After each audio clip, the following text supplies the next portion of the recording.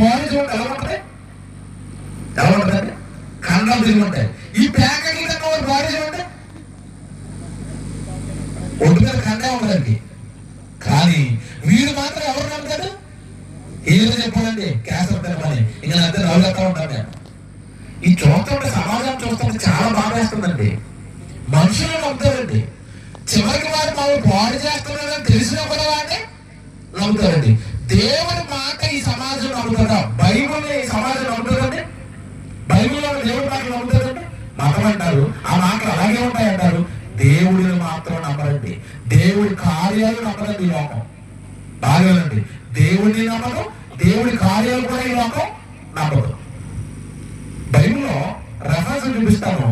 ఏంటంటే దేవుడు నమ్మకం లేదు అంటున్నారా? నేను చెప్తాను. ఆ రోజు యేసుక్రీస్తు వాళ్ళు ఎవరు నమ్మలేదు, పేతురు ఒక్కడే నమ్మాడు.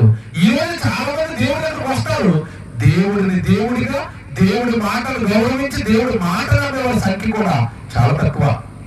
బైబిల్ వాళ్ళు బాపులతో మాట చెప్తారు. ఎన్నో గ్రంథం లేదా యోహాను సువార్తలో యేసు చెప్పింది చూపిస్తాను. యోహాను సువార్త 8:45 వచ్చినటువంటి యేసు ఏమని బాధపడుతున్నాడు? యోహాను సువార్త 8:45-46 చదువుతామా బైబిల్లో? యేసు ఏం చెప్తున్నాడట? బా, నేను సత్యమనే చెప్పుచున్నాను కనుక మీరు నన్ను నమ్మరు. అబ్బా, యేసు ఏమంటాడు? నేను సత్యం చెప్తున్నాను రా బాబు, నేను పరలోకం నుండి వచ్చాను. మీరు చచ్చిపోయిన తర్వాత ఇంకో జీవితం ఉంది, చచ్చిపోయిన తర్వాత ఆత్మ నరకానికి వెళ్తుంది, చచ్చిపోయిన తర్వాత పరలోకానికి వెళ్ళాలి. నేను పరలోకం నుండి వచ్చాను, నేను పరిశుద్ధంగా బ్రతికాను, పవిత్రంగా బ్రతికాను, నేను తిరిగి మరలా పరలోకానికి వెళ్తున్నాను. మీరు కూడా నా మాట నమ్మండి, నేను చెప్పేది సత్యము. చచ్చిపోతే నరకం ఉంది, పాపాలతో చచ్చిపోకండి, బాప్తిస్మాలు తీసుకోండి, రక్షణ పొందండి, పాపాలు కడుక్కొని పవిత్రంగా బ్రతకండి. చచ్చిపోతే నరకం ఉంది, చచ్చిపోతే పరలోకం ఉందని చెప్పాడు ఆయన. నమ్ముతారండి ఎవరైనా? మీరు అప్పుడు నమ్ముతారా? ఇప్పుడు కొంచెం సూటిగా డైరెక్ట్ మీకు గురి పెడతాను. ఇప్పుడు బయట యేసుప్రభు నమ్మట్లేదు, బాగా ఉంది. ఇప్పుడు యేసుప్రభు దగ్గరకు వచ్చి నువ్వు యేసుప్రభు మాటలన్నీ నమ్మేసావా? మిమ్మల్ని అడుగుతున్నాను, యేసుప్రభు చెప్పిన మాటలన్నీ మీరు నమ్మారా? నమ్మినట్టుగా నటిస్తున్నావా? ఆలోచించండి. అదేంటంటే మేము యేసుప్రభు నమ్మాం కదా అంటే, ఆయన నమ్మాం, ఆయన మాటలన్నీ నమ్మామా అంటే అర్థం కలదే మీకు. నా నిమిత్తము ఇల్లునైనను, పొలములైనను, అన్నదమ్ములనైనను, అక్క చెల్లెలనైనను నా నిమిత్తము పోగొట్టుకుంటే మీరు 100 రెట్ల ఫలాన్ని పొందుతారన్న ఈ మాట మళ్ళీ ఎవరు నమ్ముతారు చెప్పండి? అలా నమ్మితే మీ ఇల్లు ఇప్పటికే సువార్తకి ఇచ్చేసి ఉన్నారా? ఎవరిచ్చారు చేస్తాను? ఎవరైనా ఉంటే సువార్తకి నా ఇంటిని ఇచ్చేసాను, సువార్తకి ప్రతి నెల నా కష్టాలు జీతాలు ఇస్తున్నాను, నేను ఇస్తే నా తండ్రి నాకు 100 ఇస్తాను అన్నాడు, అందుకే నేను సభలు పెడుతున్నాను, సువార్త జరిపిస్తున్నాను, మీటింగ్లు పెడుతున్నాను. ఆ మాట నమ్మిన వాళ్ళు ఎవరైనా ఉంటే చేరేస్తండి. అదేంటండి అలాగే ఎవరిస్తారండి? ఆ మాట ఎవరు నమ్ముతారండి అంటారా? నమ్మిన వాళ్ళు బైబిల్లో ఉన్నారు. ఆ మాటని ఎవరు చెప్పండి? తొలి శతాబ్దంలో అపోస్తులు సువార్త చేస్తుంటే ఆ తొలి శతాబ్దంలో ఉన్న సంఘంలో ఉన్న వాళ్ళు అమ్మేసి అపోస్తులు పాదాల దగ్గర పెట్టారు. వాళ్ళు కూడా చాలా స్థిరాస్తులు అమ్మి ఎక్కడ పట్టుకొచ్చి పెట్టారు. ఎందుకు పెట్టారు చెప్పాలి? వాళ్ళు ఏమంటున్నారు? దేవుడికి ఇస్తే మాకు పరలోకం ఇస్తాడు, దేవుడి సువార్త చేస్తే మాకు నిత్యజీవం వస్తుంది, దానికి తోడు 100 రెట్ల ఫలాన్ని మేము పొందుకుంటాం. మనము దేవుడి దగ్గరికి వస్తామండి. మనం దేవుడికి సంబంధించిన మాటలన్నీ మనమో నమ్మం. లోకస్తులేమో యేసుప్రభుని అసలు నమ్మలేదు, మనమేమో యేసుప్రభు దగ్గరికి వచ్చి ఆయన చెబుతున్నవన్నీ నమ్మకం లేదు. చాలా మంది ఉంటారండి. నేను ఇవ్వటం విషయంలో ఒకటే మాట్లాడటం లేదు. నేను ఇలాంటి లోపాలు దేవుడి మాటలు నమ్మకపోవడంలో ఇలాంటి లోపాలు మనలో చాలా ఉన్నాయి. నా దగ్గరకు వచ్చారు కదా, పవిత్రంగా బ్రతకండి, పరిశుద్ధంగా బ్రతకండి అంటాడు. ఎవరు అందరూ పరిశుద్ధంగా ఉంటారో మీరు చెప్పండి. ఏదో చెప్పండి. అక్కడ కూర్చున్న వాళ్ళు పాపం చేయట్లేదండి, మీరు తప్పులు చేయట్లేదా? దేవుడి వాక్యానికి భిన్నమైన కార్యక్రమాలు మన జీవితంలో పూర్తిగా తొలగిపోయా? దేవుడికి సంబంధించిన పూర్తిగా తొలగిపోవడం కాదు, అసలు మనిషిని తప్పుదావ పట్టిస్తున్నది, పాపంలో పడేస్తున్నది ఇంట్లో ఉన్న టీవీ. ఆ టీవీనే తీసి చాలా ఇంట్లోంచి. మా ఇంట్లో టీవీ కూడా తీసిన వాళ్ళు చేయతండి. అసలు కొద్దిగా అబ్బా దేవుడి స్తోత్రం 4 చేతులు వేసేయండి, తీసారండి మొత్తం మీద. ఇంట్లో ఉన్న టీవీనే తీరేది మనం మన కోరికలు తీస్తావా, మన ఆశలు తీస్తావా, మన పాపాలు తీస్తావా? ఉత్సవం వేసుకో దగ్గరికి ఆదివారం వస్తున్నాం వెళ్తున్నాం, మేము వేసుకో నమ్మేసాం అంటున్నాం అంతే. పాపము నీలోనికి కంటి ద్వారా ప్రవేశిస్తుంది అన్నప్పుడు ఆ కంటికి నిబంధన చేసుకుని ఈ కన్ను తప్పుడు చూడకూడదు, ఈ కన్ను పాపాలు చూడకూడదని చూడకూడదు అది తీసేయాలి కదండి. ఎవరైనా తీస్తారు? ఎవరు తీస్తారు? అదే యేసు అంటున్నారు, నేను సత్యమునే చెబుతున్నాను, మీరు నన్ను నమ్మరు. పాపం చేస్తే నరకానికి వెళ్ళిపోతారు. చాలా మంది నమ్మటం లేదు, అదే పాపాన్ని కంటిన్యూ చేస్తూ ఉంటారు. ఆదివారం ఆరాధన సరిగా రారు, ప్రార్థన సరిగా చేసుకోరు, బైబిల్ సరిగా చదవరు, దేవుడికి ఇచ్చే విషయంలో కూడా దూరంగా ఉంటారు, దేవుడి నిమిత్తమై ఏ కార్యక్రమాలు చేయరు, ఏ పని చేయరు. ఇలా ఉండకూడదు కదండి క్రైస్తవులకు. మనము మీరు సర్వలోకానికి వెళ్ళి సర్వ సృష్టికి సువార్తను ఎవరికి చెప్పండి? అది మనకు కదా, మనకే. ఆ మాట ఎక్కడ చెప్పండి, ఆ మాటలు ఎవరు పాటిస్తారో చెప్పండి. సువార్త చెయ్యాలి అన్నది ఎవరు పాటిస్తున్నారు? మీకు అర్థమవుతుందా? నేను సత్యములు చెప్తున్నాను, మీరు నన్ను నమ్మరు. సువార్త ప్రకటించే వారి పాదములు చెప్పండి సుందరమైన. నాకు తెలియదు నెక్స్ట్ అన్న ఎవరు లేరు, అందరూ చెప్పేసారు వెంటనే. ఏమని? సువార్త ప్రకటించే వాళ్ళ పాదాలు సుందరాలు అని అందంగా ఉంటాయి. మరి ఈ పాదాలు మా సువార్తకి తిరగవు. మార్కెట్కి, సినిమాలకి, విందులకి, వినోదాలకి, పెళ్లిళ్ళకి, అత్తగారింటికి, అమ్మగారింటికి, బంధువులింటికి, వేసవకాలంలో సెలవులు ఎంజాయ్ చేయడానికి ఇల్లు తిరిగితే ఆ కాళ్ళు మరి అవి అందంగా అవ్వద్దా? అవి సుందరంగా అవ్వద్దా? అని నువ్వు నమ్మవా దేవుడి మాటలు? సువార్త ప్రకటించే వారి పాదాలు సుందరాలంటే నువ్వు ఎందుకు సువార్త చేయడం లేదు? నువ్వు ఎందుకు దేవుడి పని పూనుకోవడం లేదు? నీ పాదాలు సుందరంగా దేవుడికి కనబడద్దా? ఆ మాటలు నమ్ముతున్నావా? నేను దేవుడి కొరకు నా పాదాలు నడిస్తే దేవుడికి నేను అందంగా కనపడతానంట. ఆ మాట ఎవరు నమ్ముతారు? పాదాలు సుందరంగా కనపడాలంటే లోపల ఏం చేస్తారు చెప్పండి? ఆడపిల్లలకు తెలుసు. శుభ్రంగా గోరింటాకు నూరుకొని, గోరింటాకనా మీ ప్రాంతంలో ఏమంటారు దాన్ని? గోరింటాకనా? గోరింటాకు నూరుకొని మొత్తం కాలంతా ఏరు దగ్గర అంతా పెట్టుకుని మొత్తం రౌండ్ పెట్టుకుని అనుకోండి, బాగా ఎలా కనపడుతుంది? ఎలా కనపడుతున్నాయి? సుందరంగా. సుందరంగా నీకు కనపడతాయి, దేవుడికి ఎలా కనపడదు నా పాదం? చాలా దరిద్రంగా ఉంది. ఎప్పుడు నా కోసం నడవదు అన్నాడు ఆయన. నీకు గోరింటా పెట్టుకుంటే అన్నం, దేవుడికి సువార్త చేస్తే అన్నం, ఆ పాదం సువార్తగా నడిస్తే అన్నం. సుమారు 1000 కిలోమీటర్లు ప్రయాణం చేశాను అక్కడికి, ఈ గంట సేపు ప్రసంగానికి 1000 కిలోమీటర్లు ప్రయాణం చేశాను. 1000. ఎందుకు ఇలా ప్రయాణం చేయాలి అంటే, ఈ పాదాలు ఇచ్చింది దేవుడు, ఈ శరీరం ఇచ్చింది దేవుడు, దేహంలో ఆరోగ్యం ఇచ్చింది దేవుడు, ఈ దేహాన్ని నా తల్లి గర్భంలో కట్టింది దేవుడు, నేను చనిపోతే దేవుడి దగ్గరికి చేర్చుకుని నిత్యజీవం ఇవ్వాల్సింది కూడా దేవుడు.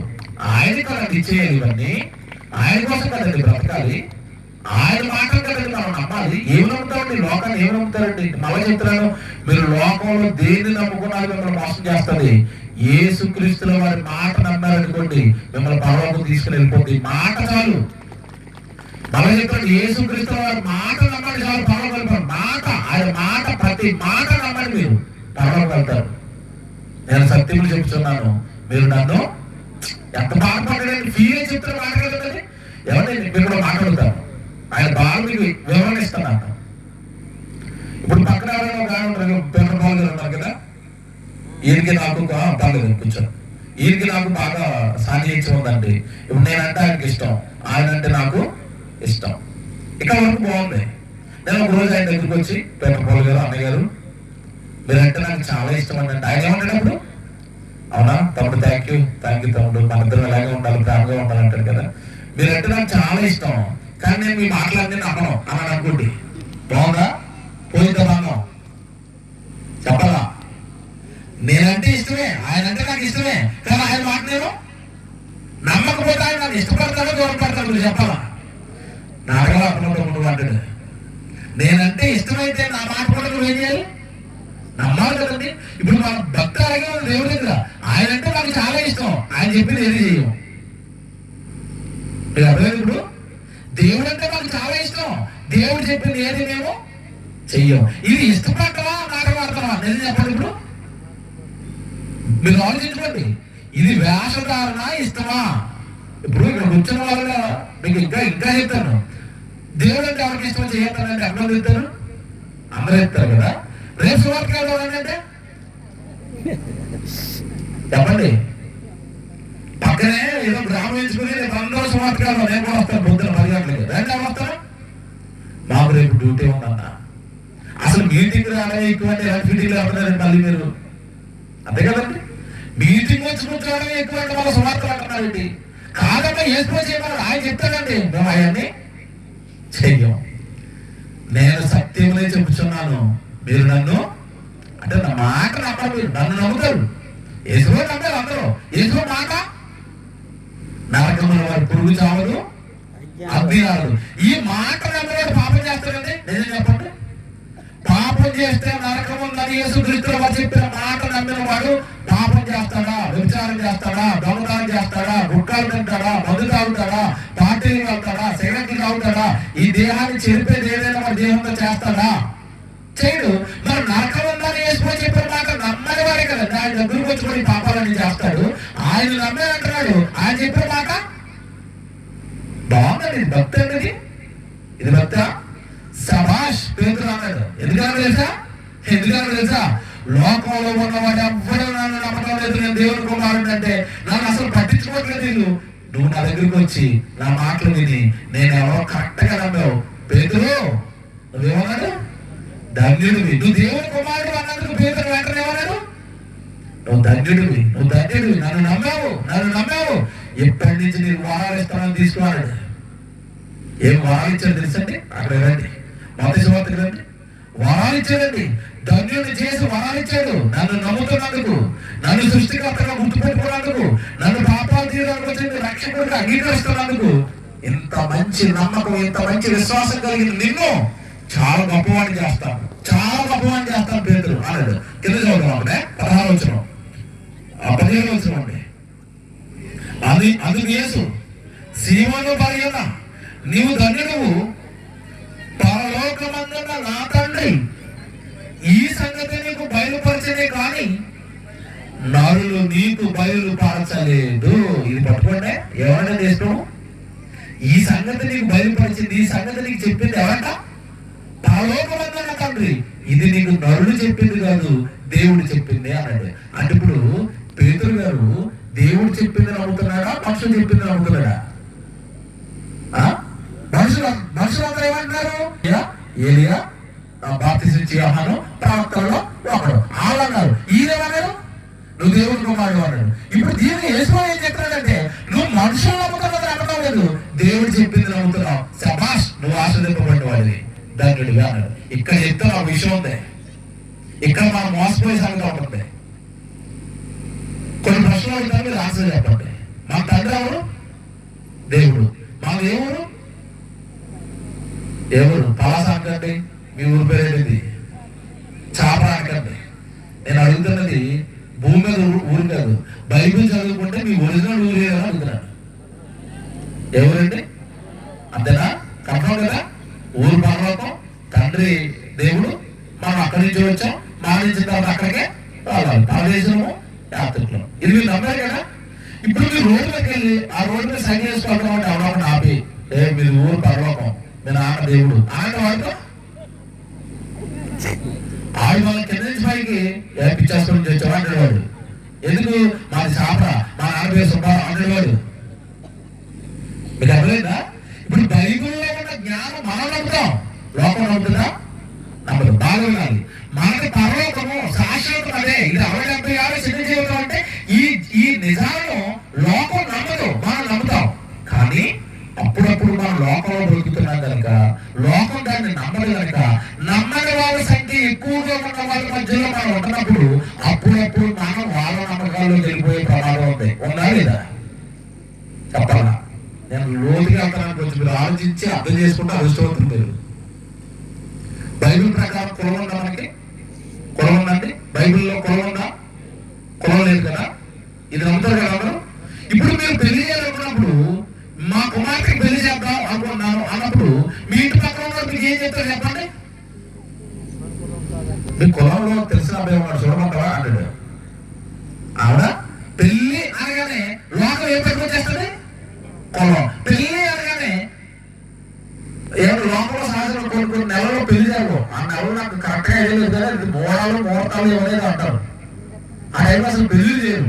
నువ్వు కరెక్ట్గా నీ కొడుకు అదే టైంలో పెట్టుకో, ఆడవాళ్ళు ఊరుకుంటారండి? ఇవ్వడానికి ఎవరైనా పిచ్చి పట్టిందా? ఇది మూడం పెళ్లి చేశారంటే పెళ్ళికొడుకో పెళ్ళికూతురికి ఏదో అశుభం జరుగుతుంది, ఇద్దరికి యాక్సిడెంట్ అయిపోతుంది, చచ్చిపోతారు ఇద్దరు. ఇలాంటి ముహూర్తాల్లో మనం ఏం చేయకూడదు, పెళ్లి చేయం. నేను ఇప్పుడు అడుగుతున్నాను, బైబిల్ పట్టుకుని మనకి ముహూర్తాలు ఉన్నాయా? ప్రతిదినం మంచిదేనా? ప్రతిదినం మంచిదే. ప్రతిదినం మంచిదేనా? ముహూర్తాలు ఎక్కడ చేసిన వాళ్ళు నమ్మకోవాలి. కానీ అప్పుడప్పుడు నువ్వు వాళ్ళ ట్యాబ్లోకి వెళ్ళిపోతావు. ఎవరు అమలు చేయొద్దండి, ఎవరు అమలు చేయొద్దండి. సో బైబిల్ పట్టుకున్న నువ్వు నమ్మని వాళ్ళ మధ్యలో ఉంటున్నప్పుడు పేతురులా ఉండు, పేతురులా ఉండు. వాళ్ళు నమ్మినా నమ్మకపోయినా నీకు బైబిల్లో దేవుడు చెప్పిన మాట నువ్వేం చేయాలి? వాళ్ళ మధ్య నమ్మి చూపించు. దేవుడు చెప్పింది నమ్మి చూపించు. మా కోరలేదండి, మా కుమార్తెను ఎవరికైనా ఇచ్చి వివాహం చేస్తాం, మా కుమారుని ఎవరికైనా ఇచ్చి వివాహం చేస్తాం. వాడు మంచివాడైతే చాలు, బైబిల్ పట్టుకున్న వాడైతే చాలు, భక్తిలో వాడైతే చాలు, దేవుడికి లోపలి వాడైతే చాలు, వాడికి ఇచ్చి వివాహం చేస్తాం. ఇది వాక్య సంబంధమైన భక్తి. కానీ ఇది సమాజం మధ్యలో ఉన్నప్పుడు మనం పాటించలేని పరిస్థితులు వస్తాయి. అప్పుడు మీరు జ్ఞాపకం చేసుకోవాల్సింది ఎవరన్నా తెలుసా? పేతురుని. లోకంలో ఎవరు యేసు ప్రభుని దేవుని కుమారుడు ఒప్పుకోకపోతుంటే వాళ్ళు ఒప్పుకోకపోతే పోనీ ప్రభా, నేను మాత్రం నిన్ను దేవుని కుమారుడుగానే ఒప్పుకుంటాను. లోకం నమ్మినా నమ్మకపోయినా దేవుడు చెప్పిన మాట నేను నమ్ముతాను. ఇప్పుడు చెప్పండి, ఇలాంటి ధన్యత మీరు ఉందా? మీరు నమ్ముతున్న దాన్ని లోకం నమ్మకపోయినా, మీరు నమ్ముతున్న దాన్ని మీ బంధువులు నమ్మకపోయినా, మీరు నమ్ముతున్న మీ చుట్టూ వాళ్ళు నమ్మకపోయినా, మీరు నమ్ముతున్న మీ స్నేహితులు నమ్మకపోయినా, మీరు నమ్మినా నమ్మకపోయినా బైబిల్లో దేవుడు రాయించిందే నేను నమ్ముతానని వాళ్ళ మధ్యలో ఈ నమ్మకాన్ని, ఈ విశ్వాసాన్ని పట్టుకుని నిలబడగలవా? పేతురులాగా ఆలోచించు, ఆలోచించు. ఎవరో ఫ్రెండ్స్ మధుపాటికి పిలుస్తున్నారు, వాళ్ళ మధ్యలో నిలబడి లేదురా నేను క్రైస్తవుడిని, బైబిల్లో మాకు దేవుడు మధ్యలో తాగుందని చెప్పాడు, మీరు కూడా మానేయండి, తప్పిది అని వాళ్ళకి చెప్పగలుగుతారా? కొంతమంది చెప్పరు. ఆమె చిప్పేసి వచ్చేసి ఇంటికి వచ్చి భార్యతో అంటాడు, బలవంత పెట్టేశారమ్మా. ఇటు బలవంత పెట్టారా? మందు తాగుతారు, దేవుడు ఎన్నోసార్లు బలవంత పెట్టాడు కదా, ఆయన బలవంతం గుర్తురాలేదా? ఈ బలవంతం చేశారట. అంటే నువ్వు తప్పులు చేస్తూ పాపాలు చేస్తూ నువ్వు ఎక్కడ ఇరుక్కున్నావు చెప్తున్నాను.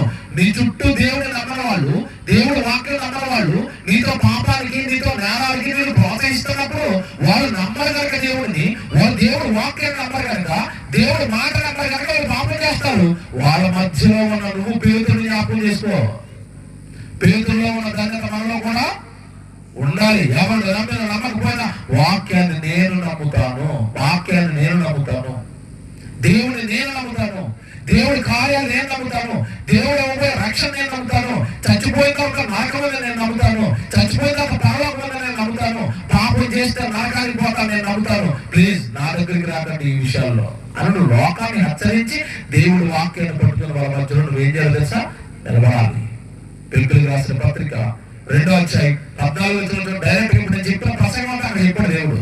పిలుపులకు రాసిన పత్రిక 2వ అధ్యాయము 14 చూడండి. 14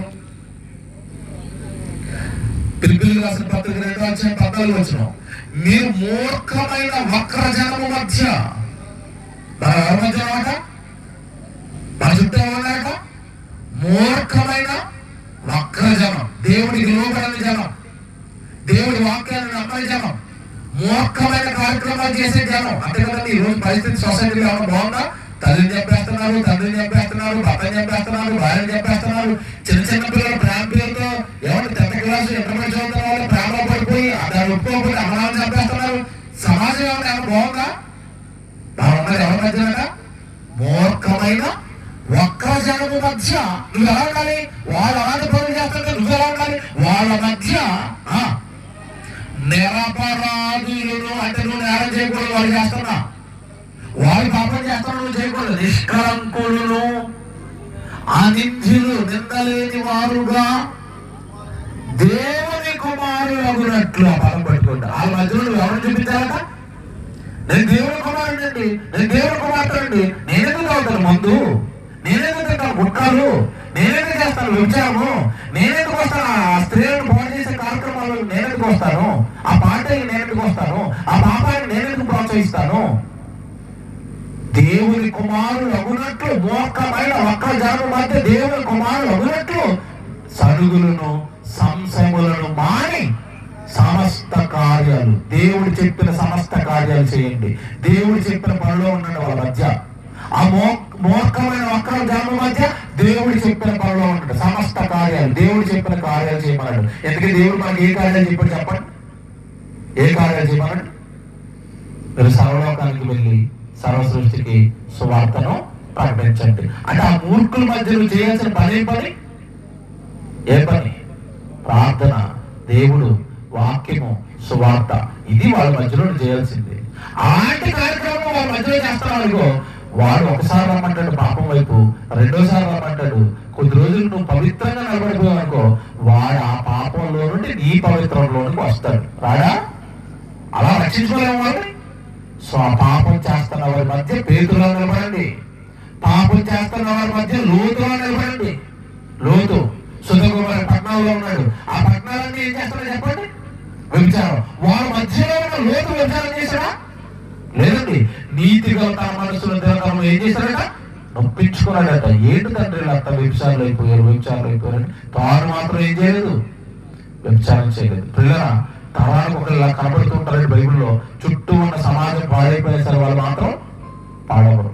చుట్టూ ఉన్న సమాజం దేవుడిని నమ్మకపోయినా సరే వాళ్ళు మాత్రం దేవుడిని పట్టుకుని నిలబడిపోతారు. నువ్వు నేను అలా దేవుడిని వాక్యాన్ని ఈరోజు సమాజం యేసుక్రీస్తుని నమ్మడం, ఈ బైబిల్ నమ్మడం. అలా చెప్తున్నాను, బైబిల్ దైవ గ్రంథం. ఇందులో రాయబడిన ప్రతి మాట సత్యం, ఇందులో ఉన్న ప్రతి మాట నిజం. నేను పక్క ఆధారాలతో నిరూపించగలను దేవుడు చెప్పిన ప్రతి మాట నిజమని. పక్క ఆధారాలతో నిరూపించగలను. అంత బాగా బైబిల్ చదివి, అంత బాగా మనం బైబిల్ విశ్వసించి సమాజం మధ్యలో ఈ బైబిల్లో ఉన్న పవిత్రత, ఈ బైబిల్లో ఉన్న పరిశుద్ధతను పట్టుకుని సమాజం మధ్యలో నేను నిలబడి మేము దేవుడు పిలవండి, మేము దేవుడు పిలవని మూర్ఖమైన వక్ర జనం మధ్య దేవుడికి మనం ఏం తీసుకురావాలి? మహిమ, కీర్తి. అలా తెచ్చిన వాడు ఆ కాలంలో ఎవరు అంటే పేతురు గారు. మరి పేతురు గారిలో ఉన్న ధన్యత మీలో ఉందా? ఆలోచించుకోండి. ప్రార్థన చేసుకుందాం, రేపు మాట్లాడుకుందాం. ప్రార్థన కలిగిన తండ్రి దేవా, మొదటి దినము ప్రయాణం ఆలస్యమైంది, అయినా క్షేమంగా తోడుకుని వచ్చారు తండ్రి. మీ పిల్లల మధ్యలో నిలబడి మీరు రాయించిన అనేకమైన సంగతులు మీ పిల్లలకు చెప్పడానికి కృప చూపారు. అన్ని బట్టి స్తోత్రాలు తండ్రి. ఈ సృష్టికర్తగా మా తండ్రిగా మీరు రాయించిన గ్రంథం ప్రజలంటున్నా అపవాది మాటలను నమ్మకుండా చేసింది తండ్రి. మీ మాట విశ్వసించనివ్వటం లేదు, మీ మాట నమ్మనివ్వటం లేదు. మీరున్న మహాలోకం పరలోకాన్ని కనబడకుండా మనోనేత్రాలకు గుడ్డితనం కలిగజేసింది. ఎంతసేపు ఉన్న ఈ లోకము, ఈ మట్టి లోకంలో ఉన్న సంతోషాలు దీనినే చూపిస్తుంది, మోసం చేస్తుంది. ఈ మట్టి మాయలో పడి, ఈ లోకము మాయలో పడి మనిషి చనిపోయి నరకానికి వెళ్ళిపోయేటట్టుగా అందరినీ నరకానికి సిద్ధం చేస్తుంది. మీ కుమారుడు మా కొరకు బలివేశారు, మీ కుమారుడు మా కొరకు ఈ భూమి మీదకి వచ్చాడు. ఆయన ఎన్నో మంచి మాటలు మాకు చెప్పారు, కానీ ఆ రోజు సమాజం నమ్మలేదు. ఈ రోజున సమాజం నమ్మకం లేదంటే నేను సత్యమనే చెప్తున్నాను కనుక మీరు నన్ను నమ్మరు అని మీరు రాయించిన మాట కూడా మీ తోడు చూపించారు తండ్రి. మిమ్మల్ని నమ్మాలి, మీ వాక్యాన్ని నమ్మాలి, పరలోకానికి మేము అందరము సిద్ధపడాలి. అట్టి వాక్యం ఈ సభలో కూర్చొని వాక్యం మీ పిల్లలందరికీ అనుగ్రహించమని ప్రార్థిస్తున్నాను. వారి హృదయాల్లో ఈ వాక్యాన్ని ఫలింప చేయమని అర్థిస్తున్నాను తండ్రి. మన కూడికలను ఏర్పాటు చేసిన సేవకుడిని, సంఘాన్ని జ్ఞాపకం చేసుకోండి. ఈ సభల కోసం ప్రత్యక్షంగా పరోక్షంగా ఎంతమంది పిల్లలైతే కష్టపడి పనిచేశారు తండ్రి, వారందరినీ పేరు పేరున దీవించమని, వేదికను అలంకరించిన దైవజనులను, నా ముందు కూర్చున్న దైవజనులను అందరినీ జ్ఞాపకం చేసుకోండి. వారి పరిచయాలను దీవించండి, వారి సంఘాలను దీవించండి, వారికి మంచి ఆరోగ్యాలు ఇవ్వండి. వారు చేస్తున్న పరిచయం ఎంతట్లోనూ మీరు తోడుగా ఉండమని ప్రార్థిస్తున్నాం. క్రీస్తు వారి పరిశుద్ధమైన నామంలో ఈ ప్రార్థన అడుగుచున్నాము తండ్రి. ఆమేన్.